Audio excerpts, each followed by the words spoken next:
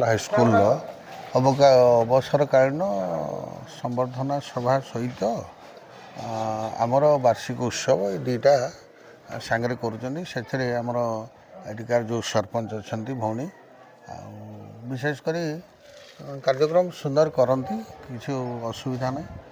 ଯାହାହେଲେ ବି ଜଣେ ତ ଅବସର ନେବ, ଅବସରକାଳୀନ ବିଦାୟ ସମ୍ବର୍ଦ୍ଧନା ଦେବେ। ଆଉ ବିଶେଷ କରି ଅନ୍ୟାନ୍ୟ ଅତିଥି ବନ୍ଧୁମାନଙ୍କୁ ସେ ଡାକିଛନ୍ତି। ସୁନ୍ଦର କାର୍ଯ୍ୟକ୍ରମ, କିଛି ଅଡ଼ୁଆ ନାହିଁ। ଆଉ ତାଙ୍କର ଏକତା ସ୍କୁଲର ଯେଉଁ କମିଟି ଅଛି, କମିଟି ବି ମଧ୍ୟ ସ୍କୁଲ ପ୍ରତି ଧ୍ୟାନ ଦେଉଛନ୍ତି। ଆଉ ସମସ୍ତଙ୍କର ସହଯୋଗ ଅଛି। ଆଶା କରୁଛନ୍ତି ସ୍କୁଲଟା କେମିତି ହାଇସ୍କୁଲ ହେଇକି +2 ହେଉ, ଏଇଟା ବି ଇଚ୍ଛା କରୁଛନ୍ତି। ତେଣୁ ଯେତେଟା ପାରାଯାଏ ସରକାରଙ୍କ ତରଫରୁ ଆମେ ନିଶ୍ଚୟ ତାଙ୍କୁ ସାହାଯ୍ୟ ସହଯୋଗ ନିଶ୍ଚୟ ଯୋଗାଇ ଦେବା। ସମ୍ବର୍ଦ୍ଧନାରେ ମୁଁ ଆମର ସ୍କୁଲର ଶିକ୍ଷକ ବନ୍ଧୁମାନଙ୍କୁ ଆଉ ଛାତ୍ରଛାତ୍ରୀଙ୍କୁ ଶ୍ରେୟ ଦେନି। ସେମାନେ ମୋତେ ବହୁତ ଭଲ ପାଉଥିଲେ। ଆଉ ମୋର ଭଲ ପାଇବା ତାଙ୍କ ଭିତରେ ସବୁଦିନ ଥାଉ। ମୁଁ ବିଦ୍ୟାଳୟର ଉନ୍ନତି ପାଇଁ ଯାହା କରିଛି ତାଙ୍କର ସୌଭାଗ୍ୟତାରେ କରିଛି। ବିଦ୍ୟାଳୟ ମୁଁ ଛାଡ଼ି ଗଲେ ମଧ୍ୟ ବିଦ୍ୟାଳୟ ପ୍ରତି ମୋର ସେମିତି ମମତା ରହିଥିବ।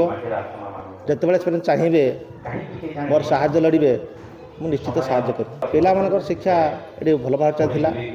ତାଙ୍କ ସହିତ ମୋର ସମ୍ପର୍କ ଅତି ନିବିଡ଼। ମୁଁ ପିଲାମାନଙ୍କୁ ଭଲ ପାଉଥିଲି। ଆଉ ତାଙ୍କୁ ସବୁବେଳେ କହୁଥିଲି ପ୍ରତ୍ୟେକ ଯେ ଅଛି ଆମର ପ୍ରତିଯୋଗିତାରେ ଭାଗ ନିଅ।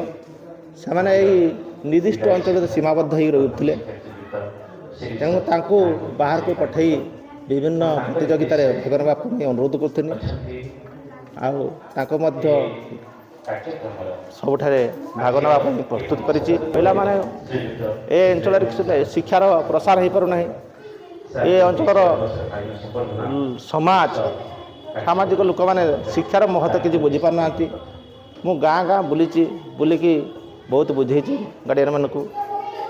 ଆଉ ଜଣେ 2 ଜଣ କି 5 ଜଣ ଯଦି ଶିକ୍ଷା ସମାପ୍ତ କରି କିଛି ଉଚ୍ଚ ପଦସ୍ଥରେ ଅଧିକାରୀ ହୁଅନ୍ତି, ତାହେଲେ ତା ପ୍ରଭାବ ନିଶ୍ଚିତ ପଡ଼ିବ। ଆଉ ଏ ଅଞ୍ଚଳର ଉନ୍ନତି ହେବ।